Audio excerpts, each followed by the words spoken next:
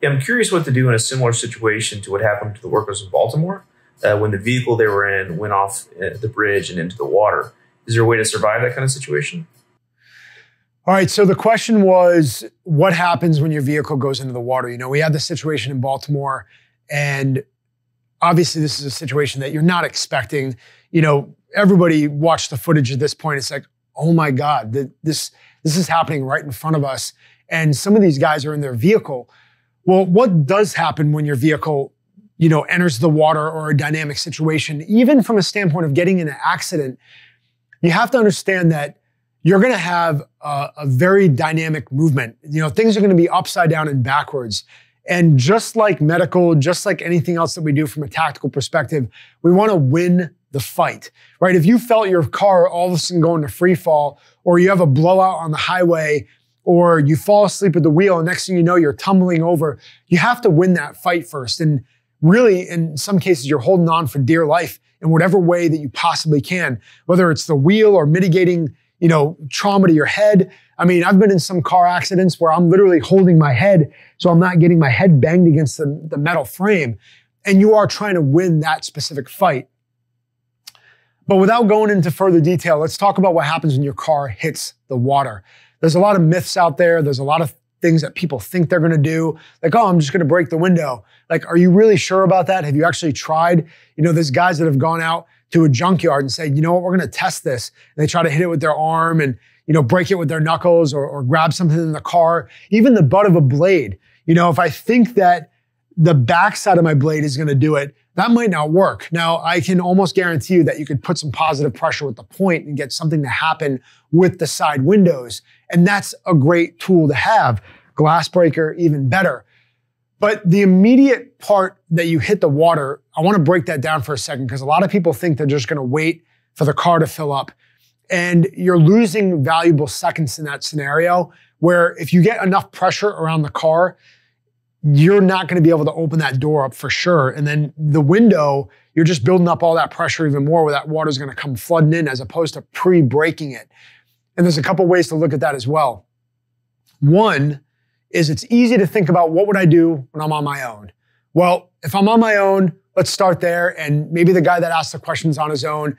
As soon as the car hits the water, I'm going to try to get that window down, because it slows the process of that traumatic water coming in, and it just allows it to kind of flood in slowly, and it gives you an out. It gives you a clear view of where I'm going to go.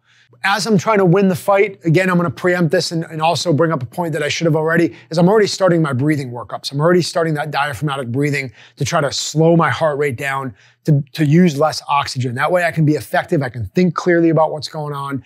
I can have a lower heart rate, so I'm utilizing that oxygen to the best of my ability if the event happens where I need to hold my breath. But then we fast forward back to breaking that window or getting the window down. I'm going to try to roll the window down. If the electric is still on, if the electric goes out, okay, so be it. I want to get it down as much as I can. Break it right away.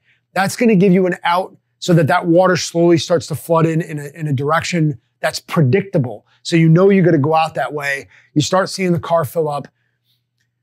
At the same time, I want to unsecure myself. I want to free myself of anything that's holding on to me. So easy to think about. Yes, if you have a seatbelt cutter, that's all nice to think about too.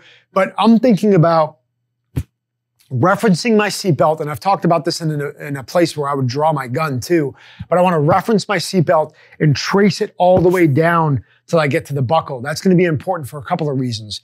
What happens if it's at night? And what happens if the car is upside down and backwards? And most likely it will. Some of the testing that's been done out there, the car most of the time actually flips on its back.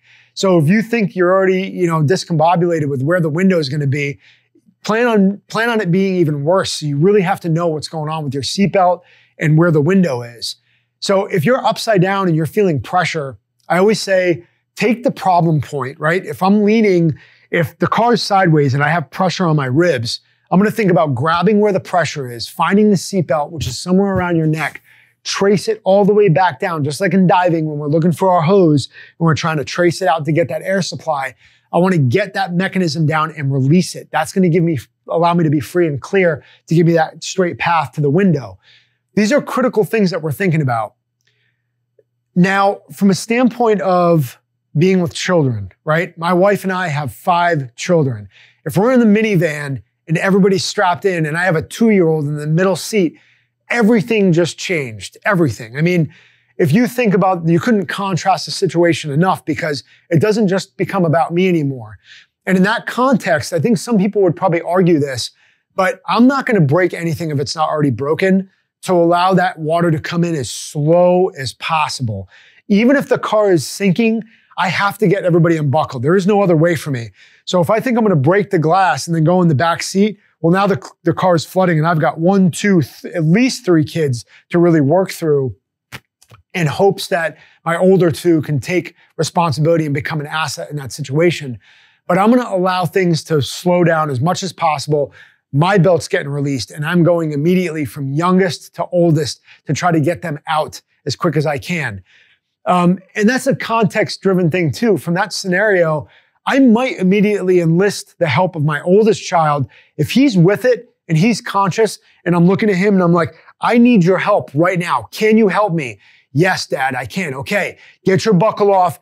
Get Aurora out of the seatbelt now. And I see him clearly moving with a clear path. That might reduce my time on target to help me and then keep giving him clear direction. Again, keeping everybody calm. It's going to be okay. The one scenario that I think I find very interesting from a water perspective is that if the car does flip upside down or in an unpredictable direction, you have to think about what's happening inside of the vehicle. Your water bubble or your air bubble is actually shifting around on you. So you could be in a scenario where you go in, I've got a clear breath and okay, I could stay pretty calm. I get my buckle up, but all of a sudden we start tipping now and your air bubble's on that side of the car and everybody else is locked into the seat. I mean, this is the worst case scenario, guys, but at the end of the day, if you don't visualize this, you're going to be less likely to take the proper action. And I'm trying to arm you guys. I'm trying to arm you with who answered the question with the right knowledge. And you've got to be able to go through this. Even if you were doing it in a dry scenario, like, hey, babe, let's walk through this. Let's make sure we're squared away on this. But let's make sure the glass breaker or whatever you plan on using to break the window is at an anchored spot in the car. So when it does flip, you're going to be able to go and find it right away. Make sure those parameters are in place. This stuff can save your life. Now, visualizing that and running through it and knowing that you can do it under stress, knowing that you can keep yourself calm, you're the one. If you're watching this video, you're the asset that's going to have to step up. You're the one that's going to be called upon to save the lives of your children and your loved ones. So think about how you're staging this stuff and what's going on. But my main point, do you break the glass or not? It's really going to be who's in the seat behind you and who are you responsible for to be able to take care of their lives. You have to make that decision depending on how fast the car is going in and really what's going on with the vehicle. Is it upside down or what's going on there? But those are some critical tips I think you guys can apply. Do more research. Find more that's out there, but those are your basic knowledge that will at least help you in that situation where you are submerged underwater.